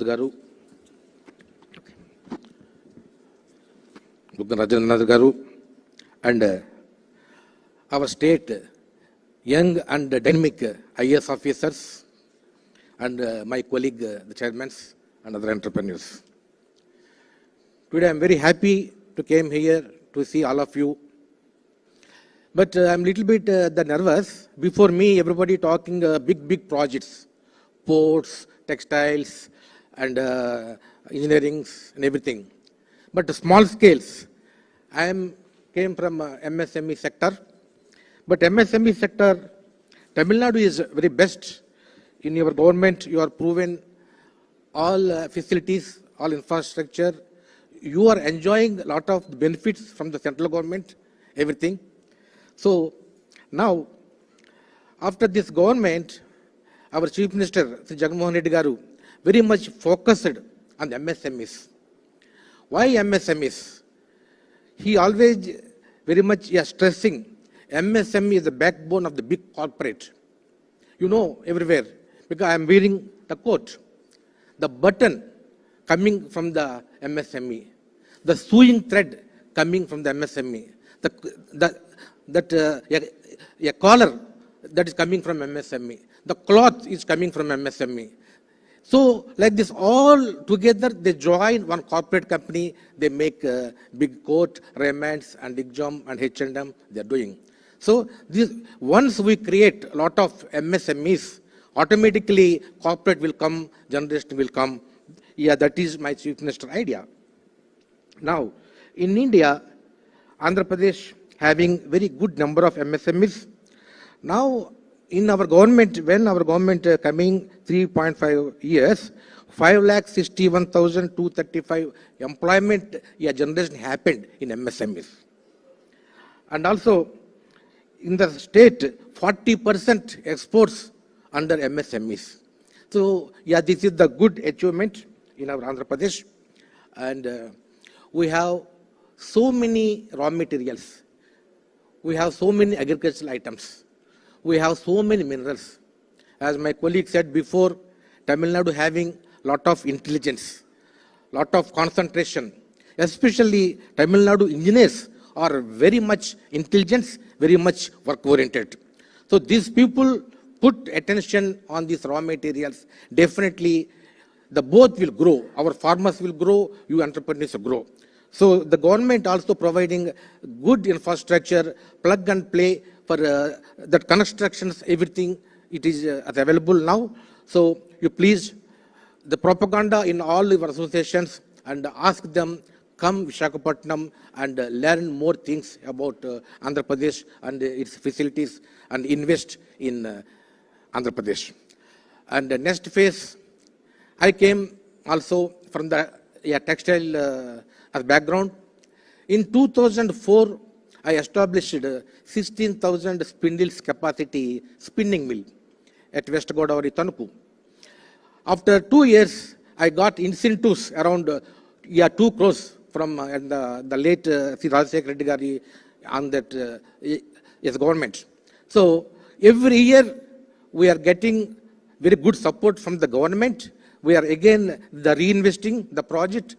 Till the 5 years, I am increasing one by one. I went up to 1,35,000 spindles with the government good support and with good marketing, everything. So what is the support?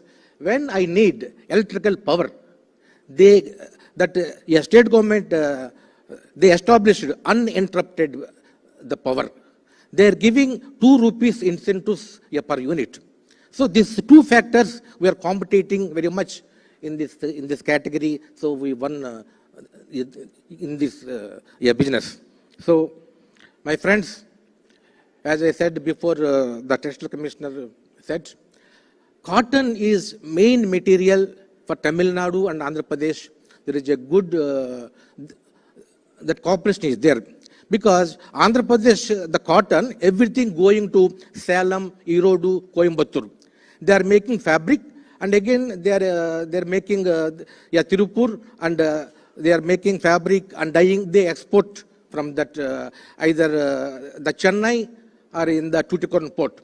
So lot of the traveling, the lot of expenditure. If you put factory in Visakhapatnam area, Guntur area, any weaving or any ready-made garment, you will get raw material there.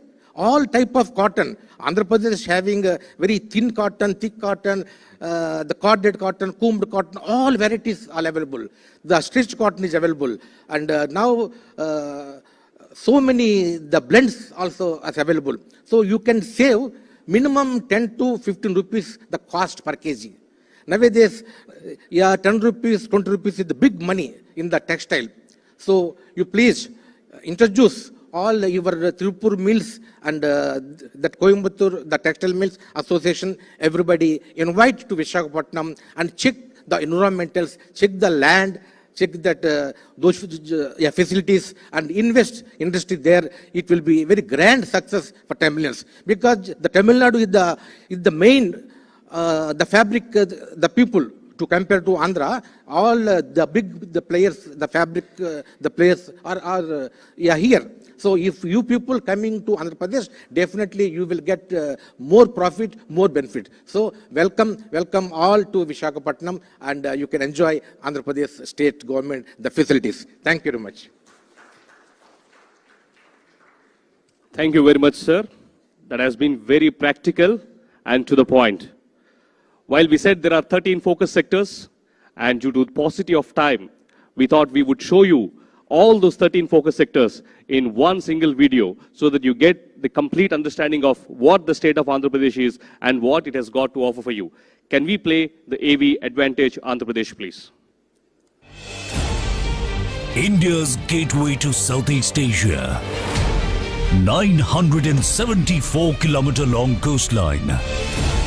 Robust industrial infrastructure, 3 industrial corridors, 6 ports, 6 airports, diverse industrial base, industry-ready skilled workforce, plug-and-play facilities for industries.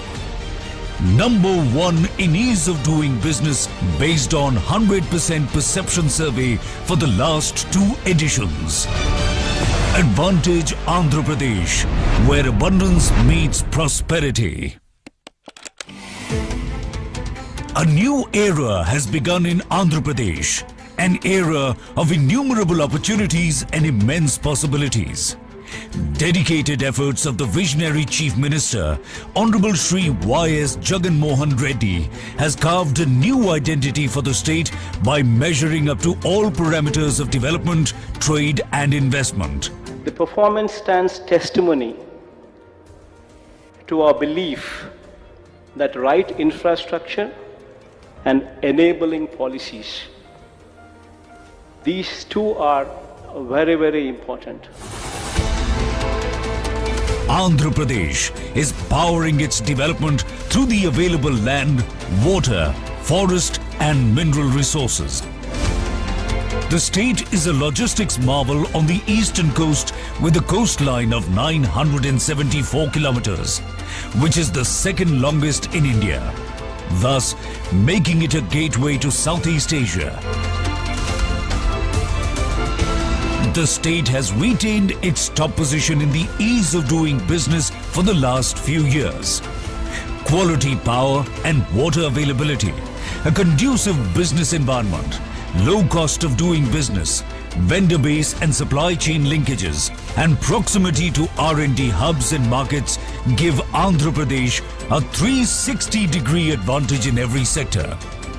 Powering the story of growth through the focus sectors, the state registered the highest GSDP growth rate of 11.43% during the 2021-2022 fiscal year, higher than the country's GDP growth rate. The government of Andhra Pradesh is transforming the state into a model state with a strong reform agenda. The government has identified 13 focus sectors for attracting sector-specific investment opportunities, abounding with advantages. These are core sectors the state government is focusing on.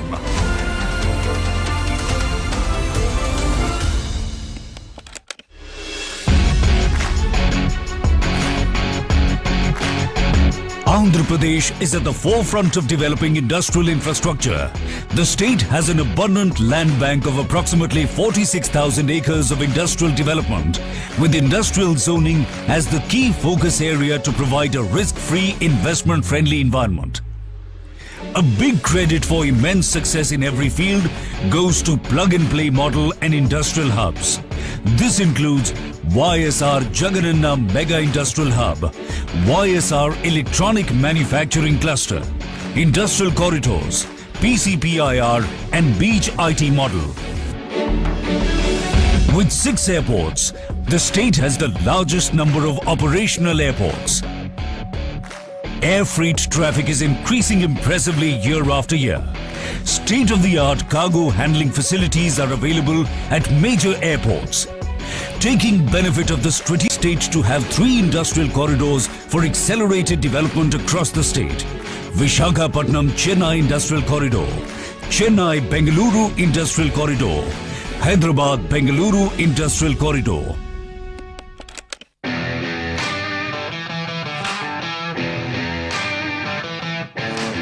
Steadily working towards its mission of decarbonized economy, the state houses 4 solar parks of the Government of India. It is also home to the world's largest integrated renewable energy storage project. Implementing the future of mobility, vehicles to grid philosophy, 80,000 acres of land has been identified for solar, wind and solar wind hybrid projects. What we see today would stand out for the future of this country. In fact, what Andhra Pradesh today is showcasing will be the triggering point for this entire country to follow in the days to come, when the usage of fossil fuels would take a backseat and renewable energy would take a front row seat. Due to the state government's visionary approach, the state is geared up to meet the demand for electric vehicles in the world. India is one of the few countries in the world that supports the global EV 30 at 30 campaign, and the state will play an important role in India's successful contribution. The state exports auto components and electronics to more than 30 countries. Automobile clusters, 21 auto nagars, proximity to consumption centers and focus on EV public transportation have made Andhra Pradesh the automobile hub of the country. The pharma sector has also benefited from the state's industry-centric policies. The next phase of development in pharma is focused on collaborations exploring bulk drugs, including medical device technology, biosimilars, gene therapy and specialty drugs. Andhra Pradesh is the only state in South India selected by Government of India to establish a bulk drug park.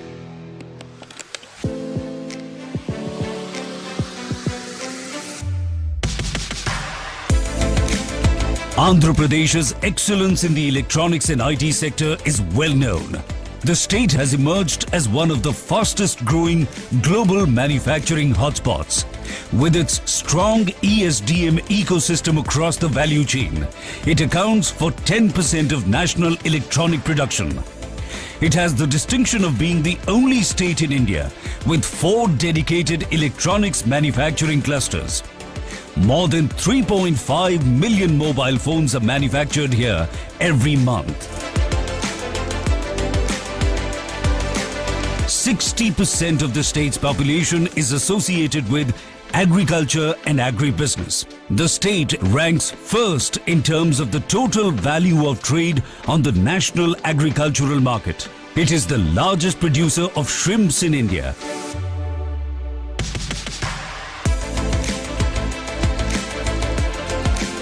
Andhra Pradesh is one of the 4 states in the country to have a 640 square kilometer petroleum, chemicals and petrochemicals investment region, PCPIR, recognized by the Government of India.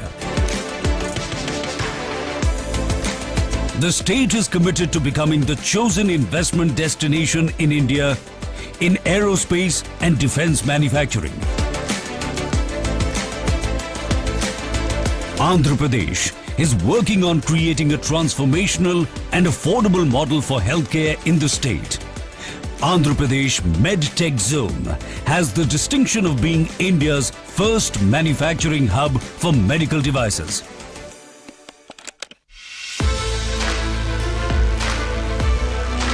The MSME sector manufactures a variety of products in sectors such as agri and food processing, automotives, textiles, construction materials and others.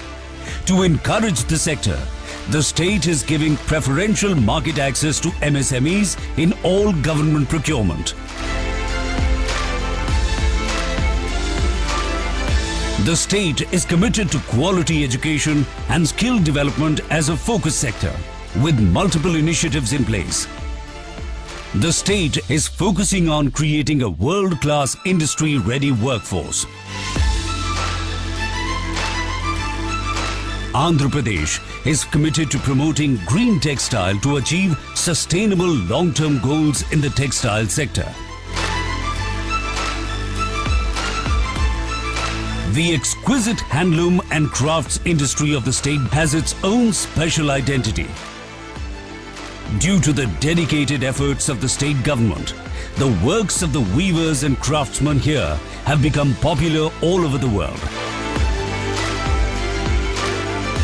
Andhra Pradesh is one of the preferred tourism destinations in India. The state government provides multiple opportunities for developing tourism projects and related services to cater to the state's vast potential and avenues. The growth story of Andhra Pradesh speaks volumes about the dedicated efforts and commitment of the Honorable Chief Minister to take the state to new heights. Like-minded companies from all over the globe to come over to set up their shop in India, and especially in Andhra Pradesh. Come, join us on this exciting journey of technological innovations, profitable business and sustainable development. Advantage Andhra Pradesh, where abundance meets prosperity.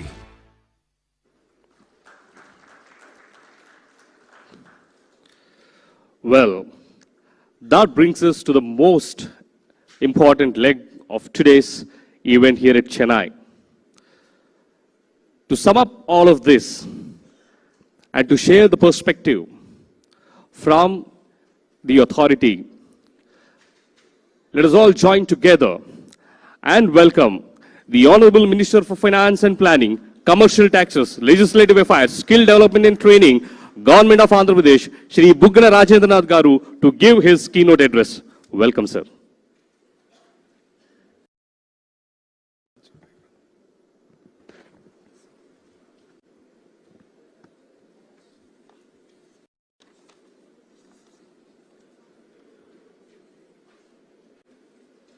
Shri Saurabh Gaur Garu, Secretary IT and Skill, Srimati Sunita Garu, Principal Secretary Handlooms and Textiles, Srimati Srijana Garu, Director of Industries. Sri Sundar Garu, Special Secretary, IT and Electronics. Sri Ravindranath Reddy Garu, Maritime Board. Sri Ravindranath Garu, Chairman AP MSME. Sri Ravindra Sannareddy Garu, Founder and MD of Sri City. And importantly,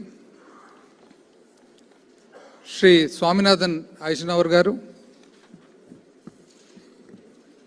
industry leaders from Tamil Nadu, media friends, Andhra Kuda, na Hrudayapurvaka Namaskaram, Vanakkam. There's nothing like hearing an entrepreneur speak on stage. This we witnessed in a roadshow in Bangalore. The MD of APIS, Industrial Infrastructure Corporation, Mr. Govind Reddy, the other day in Bangalore, he gave his experience of how he started his career in a small garment manufacturing unit, earning about 50 rupees a month, to right now where he employs about 5,000 people, a former MLA, a former MLC, and presently the MD of APISC. Similarly, now in today's meeting, we just heard Sri Ravi Sannareddy. His experience, how he started, he gave us a very articulate description of the area that surrounds Chennai, the geography, the history, the background. In fact, Chennai always becomes very nostalgic. I was coming from the airport to the venue, then I passed by Anna University and Alagappa College of Technology. My grandfather did his BSc honors in mathematics from Anna University. My father himself did his engineering from Alagappa College of Technology. My mother studied here in SIT, and prior to that, Sharda Vidyalaya. I myself did my PUC from Madras Christian College, Higher Secondary School, Harrington Road, Chetpat. So the reason I am telling you this is, the 20-30 years that we keep coming to Chennai, especially people from the present Andhra Pradesh, that is Srikakulam onwards. Hyderabad was part of Nizam state, and their connect to Chennai was not as much as the present Andhra Pradesh's connect to Chennai. For the longest of time, until I think Andhra University was established in Vizag, anybody who had to pursue higher education in the present state of Andhra Pradesh had to come to Chennai. We all were connected by rail. Rayalaseema, our area was connected by the Bombay-Chennai track, and the coastal area all along the track was connected by the Calcutta-Chennai track. So this had education, business, entrepreneurs, film field for the longest of time.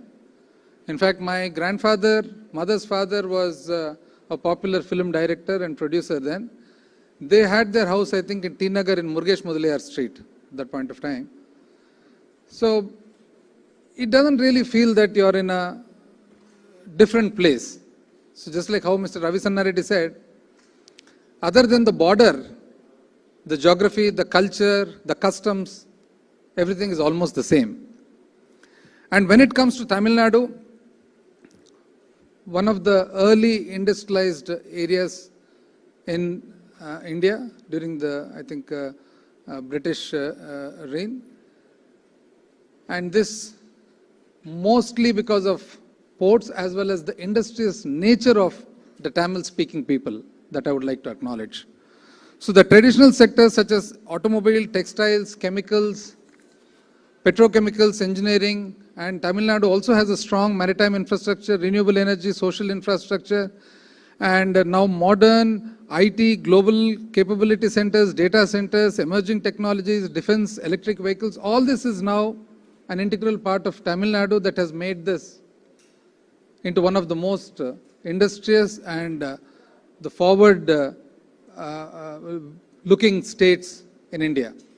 But then, historically, if we look at business, commerce, industry, man always was adventurous and looking at opportunities. So that is the reason that the Europeans started colonizing, and then the Europeans went again to the west towards America looking for opportunities. And then certain areas, mostly by virtue of the natural advantages that are there. Now, Europeans always wanted to come and discover India. By mistake, they discovered America. But then what part of America actually became industrious? It is only a part that has a natural advantage in it. So it is not that people went looking to do business or commerce in some place like Sahara Desert. It is only in a place where naturally there is an advantage. Places like Calcutta, Chennai, Mumbai, a century ago, and then subsequently newer cities, even if they had older histories, Hyderabad, Bangalore, in specific areas mostly. These all developed into areas of commerce, industry. But then, if you look at a curve, it always is that the local advantages that are there, they go up the sine curve and plateau at some point of time. The reason for the plateau happening is not that the market has lessened, or not that the raw material has lessened, or not that any other factor actually has influenced to that extent. It is mostly that the places become so big, commuting, and then certain communications and requirements for somebody to do industry, all this become a little difficult after a certain point of time. Now you look at Bangalore, the way Bangalore has grown in the last 2 decades, mainly because of the IT and the newer biotechnology, etc. But then you want to commute in Bangalore, it takes hours and hours to go from any point to point.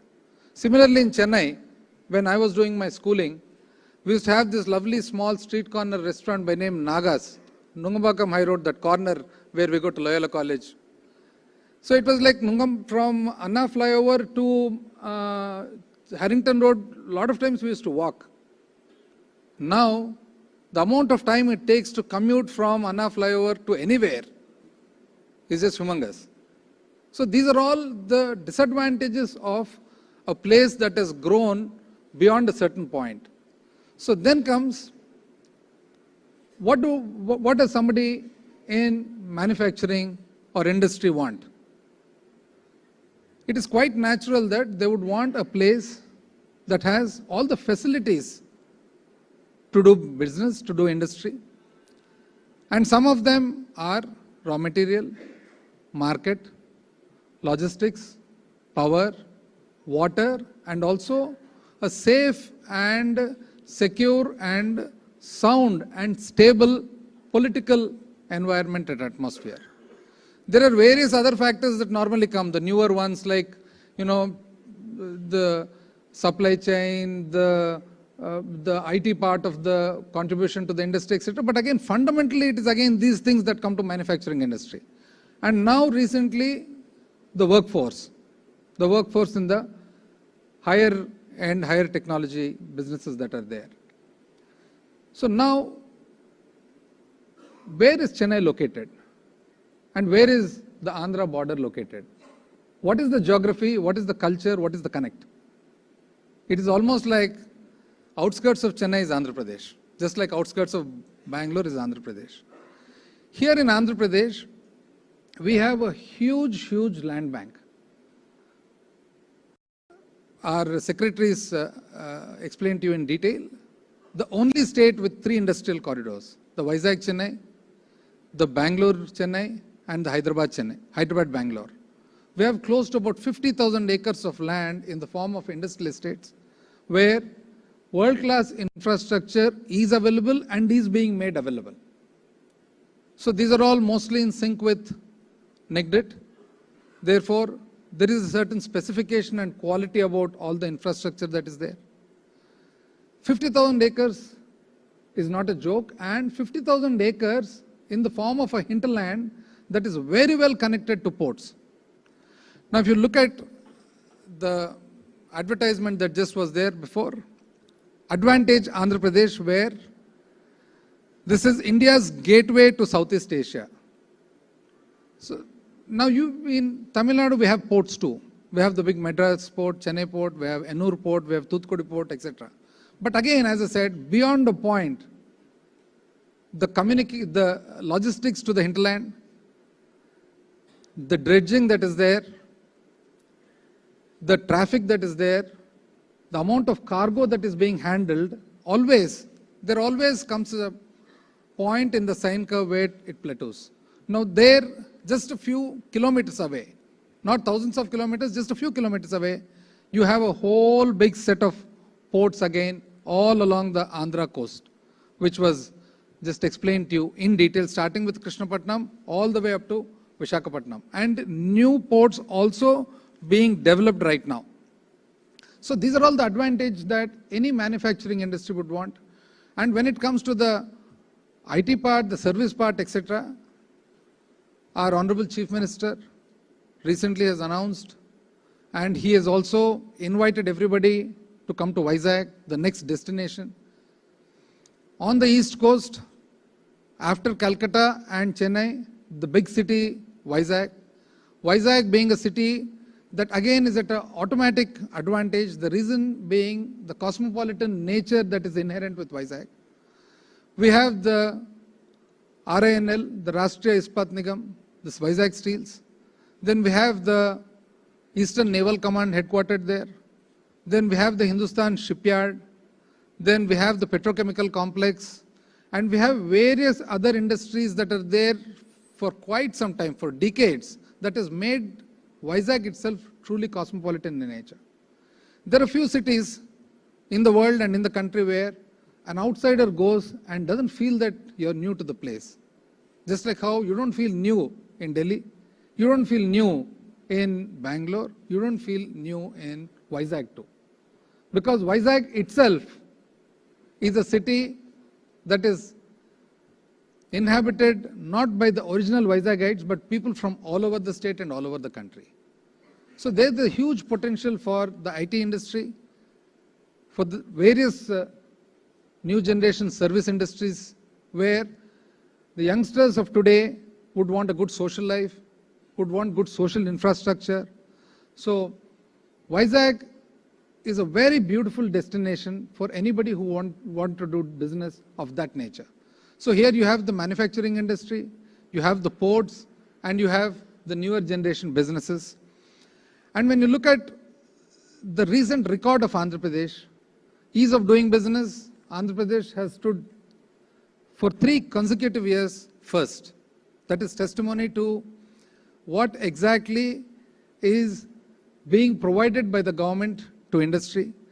Then the large infrastructure projects that are there, which are helped by the industrial corridors that are available. Andhra Pradesh is growing amongst the fastest growing states, shown by the GSDP growth of 11.4%, which stands as first in the country.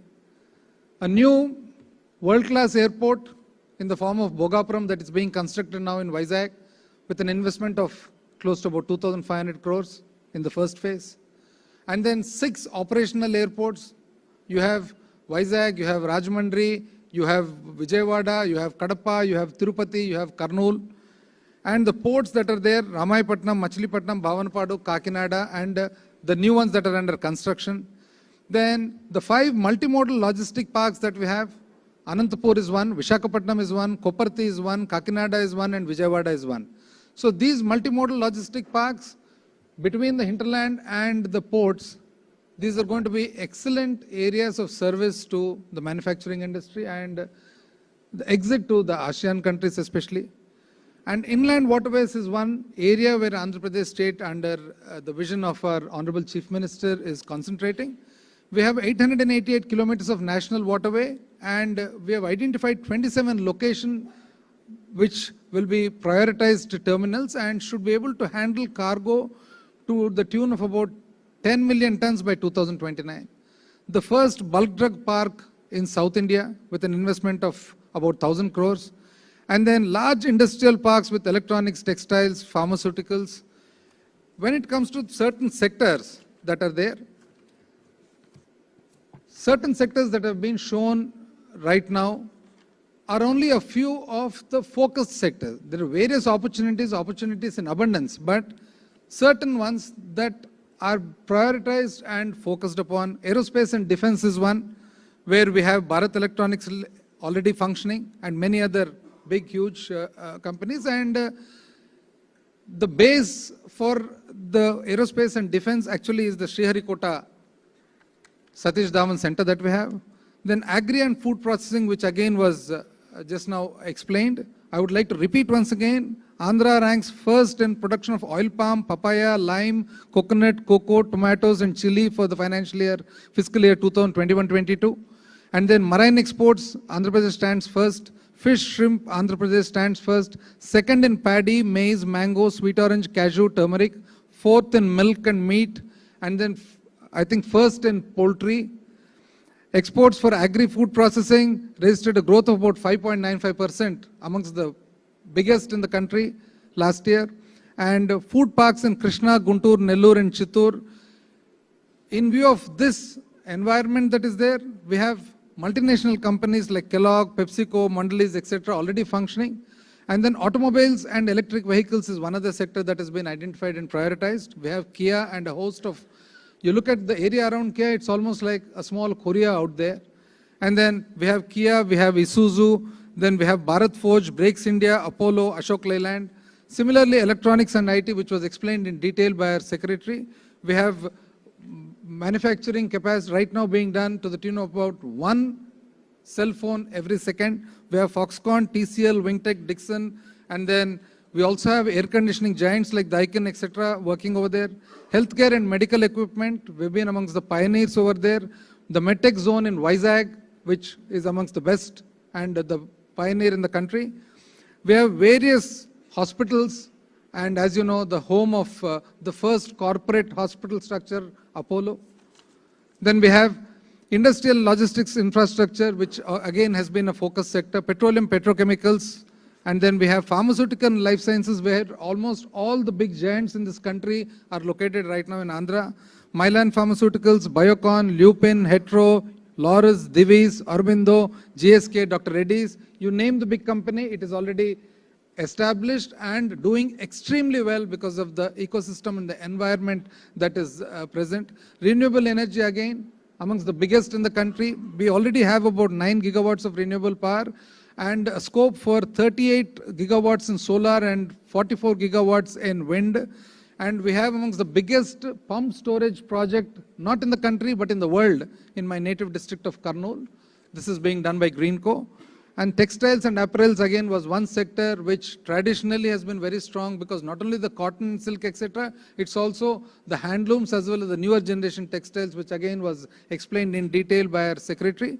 Tourism and hospitality, abundant scope for tourism and hospitality. And the state of Andhra Pradesh, 8th largest in the country with a 70% population of working age. 70% of the population of working age, and where skilling is being done in a very focused way to suit and meet the requirement of the industry. We have about 176 skill hubs, one for every constituency that has been established. And this skill hub is basically going to make the labor just about perfect for manufacturing industry. And we have a cascading system where right on top of the skill hub in a pyramid, the bottom is the skill hub with 176 institutes. On top of that is the skill college, where we have specific skilling of a higher order, again done to meet the requirement of the industry. For example, in Visakhapatnam, we have a center of excellence in marine and shipping, because shipbuilding and ship maintenance is one of the niche areas that Andhra Pradesh can proudly boast of. And then in Anakapalli, we have close to Vizag, we have a center of excellence in MSME and industrial automation. And then in Nellore, we have an Indian Institute of Tourism and Travel. This again is a center of excellence. In Kurnool, we have a health understanding with Apollo MedSkills. Tirupati and Sri City, we have electronic sector center of excellence with the support and participation of the founder Sri Ravisanna Reddy. Anantapur, again, we have solar technologies. So every prioritized, focused area, we have established a center of excellence. That center of excellence being established in that particular area to meet the requirement of that particular industry. For example, Anantapur, where we have a automobile, and Sri City, where we have a automobile ecosystem, the center of excellence there is to skill people who are just about perfect. And as explained before, one good nature of the Telugu diaspora, whenever and wherever they have settled abroad, they've always mixed and mingled with the rest of the local public, just like sugar and milk. And same is the way that they have accepted and invited people from other areas to come to Andhra Pradesh. With particular reference to Tamil Nadu, I don't think there is any invitation required, because this almost was one at some point of time, and it always has been geographically, culturally and custom-wise one area. Therefore, there's nothing new for anybody, any industrialist from here to come and feel right across the border, which is a few kilometers away. Once again, all the people who have attended this meet today, I thank everybody and invite you all to the summit, Global Investor Summit on 3rd and 4th of March in Vizag, a wonderful city. There, companies can learn about Andhra Pradesh, the advantages, and witness the progress being made, engage with us and discuss in potential opportunities. And on behalf of the Honorable Chief Minister of our state, I invite everybody and look forward to hosting you all, and also look forward to a beautiful partnership with all the industrialists, all the businessmen, everybody who have from Tamil Nadu and who are part of Tamil Nadu and who all are looking for good opportunities. Thank you. Namaste.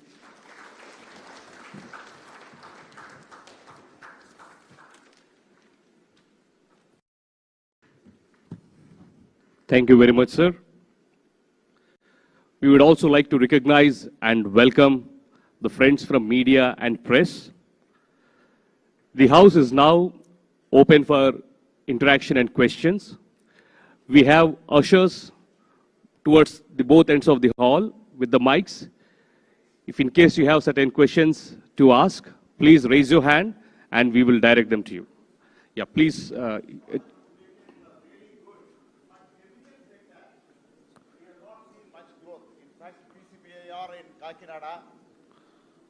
Ilanagay, President of Chemical Industry Association. The chemical industry sector growth, we thought that it would be very good in Andhra because of HPC refinery, and GAIL announced a cracker, Haldia Petro announced a cracker. Nothing happened. There are 8 crackers in India, no cracker in South India. Tamil Nadu is also trying. I thought Andhra would get a cracker in Kakinada.